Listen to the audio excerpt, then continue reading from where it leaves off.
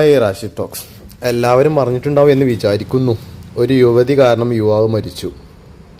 ആ മാതാവിനും പിതാവിനും നഷ്ടപ്പെട്ടത് അവരുടെ ഒരു മകനെയാണ്.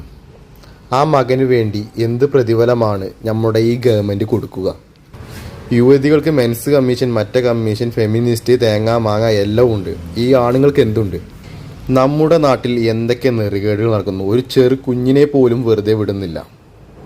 ഇതിനൊന്നും പ്രതികരിക്കാതെ ഒരു ബസ്സിൽ ചെന്ന് കഴിഞ്ഞാൽ അപ്പം തുടങ്ങും കുറച്ച് ഫോളോവേഴ്സ് ഉണ്ടാക്കാൻ വേണ്ടി കുറച്ച് ഫെമിനിസ്റ്റും അല്ലാത്ത കുറച്ച് വ്ളോഗേഴ്സും. അവനാൻ്റെ കുടുംബത്തിലെ ആണുങ്ങളെ വെച്ച് ഇങ്ങനൊരു വീഡിയോ ഇവർ ചെയ്യുമോ? ഇല്ല. അവളെ ആ വീഡിയോയിൽ ശരിക്കും കാണാം, അവളുടെ ആ കാട്ടിക്കൂട്ടൽ. ആ വീഡിയോ ഞാൻ ഇതിൽ കൊടുക്കുന്നുണ്ട്. ഒരു വീഡിയോ അതൊരു ആക്സിഡൻ്റ് അല്ല, ഒരു മിസ്അണ്ടർസ്റ്റാൻഡിങ്ങും അല്ല. ഇത് മേജർ സൈക്കോളജിക്കൽ ഇഷ്യൂവും സെക്ഷൽ ബൗണ്ടറി വയലേഷനുമാണ്. അതായത് കൺസെന്റ് ഇല്ലാതെ ഒരു മനുഷ്യന്റെ ശരീരത്തിൽ തൊടാൻ ആർക്കാ അവകാശമുള്ളത്? ശരിക്കിത് കാണിക്കുന്നത് എന്താണെന്നറിയോ? അയാൾക്ക് അയാളുടെ ഇമ്പൾസ്. ഇതുപോലത്തെ നല്ല വീഡിയോയുമായി വീണ്ടും വരാം. ബൈ.